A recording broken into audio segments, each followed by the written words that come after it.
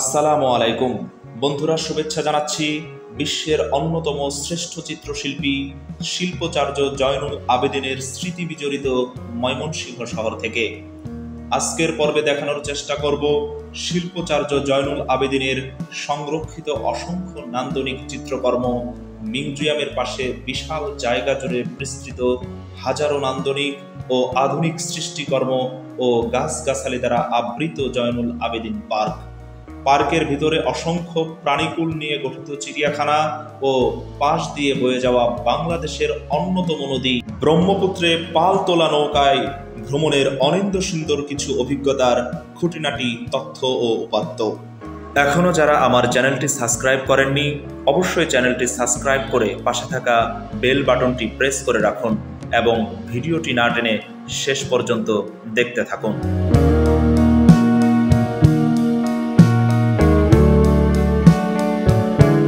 ময়মনসিংহ নগরবাসীর জন্য এই পার্কটি হাজারো কর্মব্যস্ততার মাঝে বুক ভরে শ্বাস নেওয়ার মতো একটি জায়গা। সারাদিন ভর শত শত দর্শনার্থীর পদচারণায় মুখরিত থাকে এই স্নিগ্ধ শ্যামল সবুজে আচ্ছাদিত পার্কটি। শিশু থেকে শুরু করে বয়স্ক পর্যন্ত নানা বয়সী মানুষের বিনোদনের শত শত মাধ্যম এখানে থাকায় সব বয়সী মানুষের আনাগোনা থাকে এখানে প্রতিনিয়ত। পার্কটির বিশেষত্ব এই, সামনে থাকা ব্রহ্মপুত্র নদীর শীতল হাওয়া যে কারো দেহ মন প্রাণকে এক নিমিষেই শীতল করে তোলে।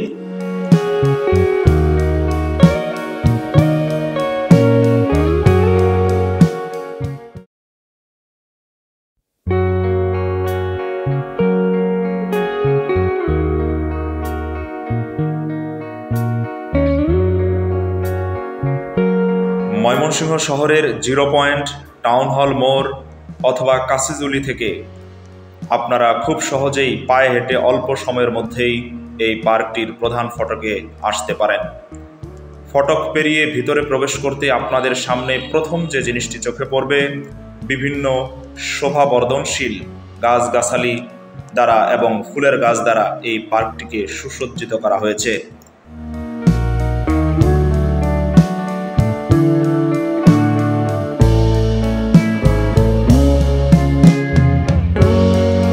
এই পার্কের মনোরম পরিবেশ অবশ্যই আপনার মনে প্রশান্তির বাতাস এনে দেবে।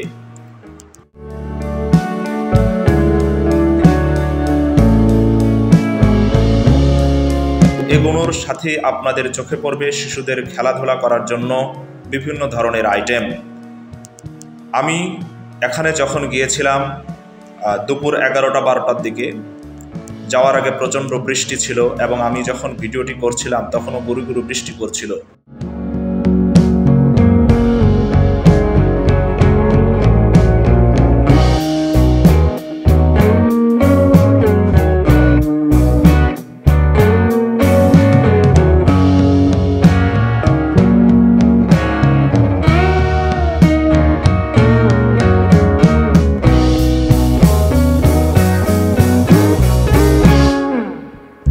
আপনারা এখন এই পার্কটির ভেতরে অবস্থিত চিড়িয়াখানার প্রধান ফটকটি দেখতে পাচ্ছেন। চিড়িয়াখানার প্রবেশ মূল্য, প্রবেশের শুরুতেই আপনাদের চোখে পড়বে মায়া হরিণ, এরপর পর্যায়ক্রমে চোখে পড়বে সাপ, বানর, গাধা, ময়ূর, টিয়া, ঘুঘু, বগ, হারগিলা, কাকাতুয়া, হনুমান।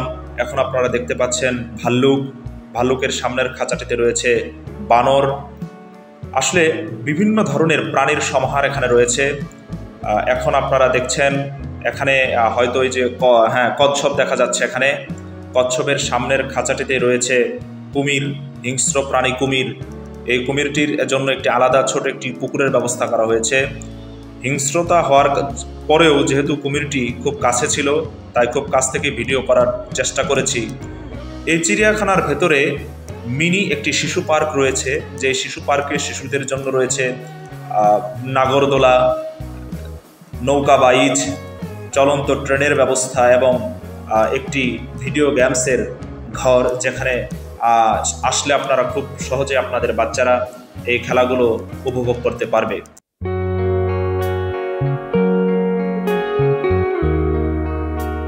সত্যি কথা বলতে এই পার্কটি এমনভাবে সুসজ্জিত করা হয়েছে, আপনি খুব অল্প সময় নিয়ে আসলে এই পার্কটি ঘুরে শেষ করতে পারবেন না। হাতে সময় নিয়ে এখানে আসতে হবে। এখানে পরিবার নিয়ে ঘোরার সুন্দর একটি জায়গা, সিকিউরিটির কোনো সমস্যা নেই। আমি সিঁড়ি বেয়ে উপরে উঠছি। আসলে বৃষ্টি হওয়ার কারণে সব কিছুই পিচ্ছিল, আকাশ মেঘলা থাকার কারণে আশেপাশে গুমট ভাব এবং আবহাওয়াটা কেমন জানি বিকেলের মতো অন্ধকার অন্ধকার লাগতেছে। তারপরেও আমি চেষ্টা করেছি আপনাদের সব কিছু সুন্দরভাবে দেখানোর জন্য।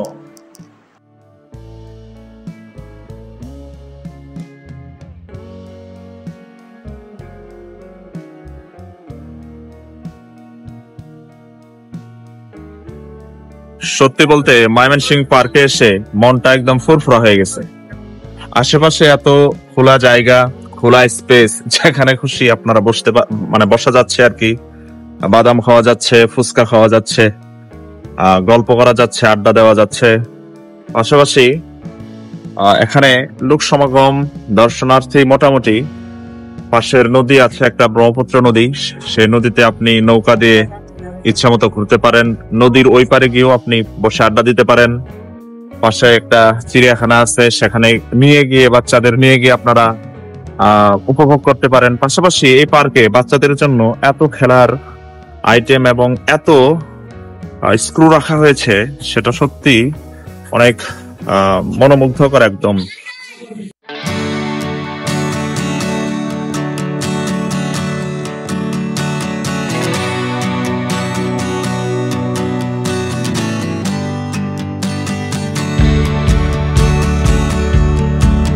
ময়মনসিংহবাসীর জন্য গৌরবের এই পার্কটির আরও একটি বিশেষত্ব হচ্ছে ব্রহ্মপুত্র নদের যে বাঁধটি রয়েছে তার উপরে এবং নিচে সারি সারি ফুচকা, চটপটি ও চায়ের দোকান।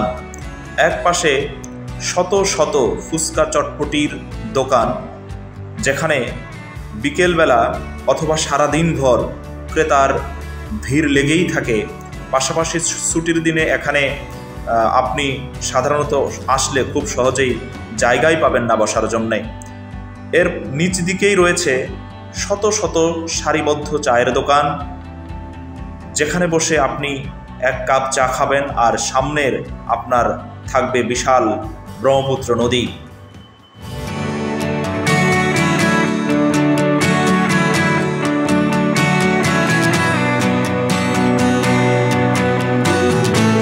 কর্মব্যস্ততার মাঝে ময়মনসিংহ নগরবাসী এখানে আসে একটু প্রশান্তির জন্যে, তার ক্লান্তি ভুলে যাওয়ার জন্যে। ব্রহ্মপুত্র নদীর পাড়ে বসে এক কাপ চা খেয়ে হাজারো ক্লান্তি ভুলে যায় শত শত মানুষ, শত শত।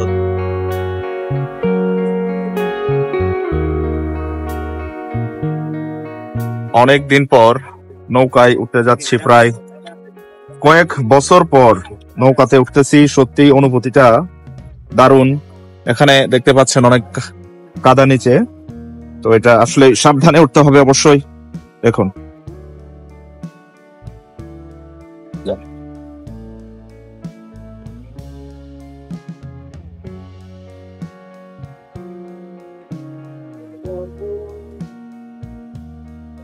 পাল তোলা নৌকা না ভাই?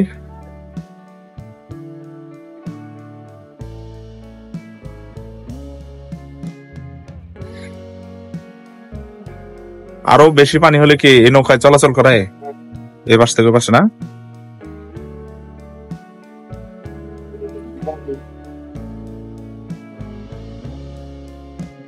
দেখুন একবার কি সুন্দর দৃশ্য এটা।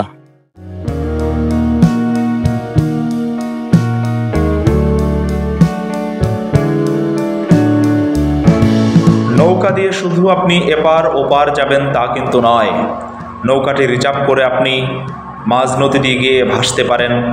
পার্কটি হতে ফেরার পথে দেখলাম কয়েকজন বন্ধু মিলে নৌকা রিজার্ভ করে মাঝ নদীতে কয়েকটি যন্ত্রের মাধ্যমে বহু ধরনের গান গেয়ে তাদের নিজেদের মতো সময়টুকু উপভোগ করছে। প্রচণ্ড বাতাস থাকার কারণে নৌকায় দুলতেছিল, কারণ নদীতে ঢেউগুলো অনেক বড় বড় ছিল।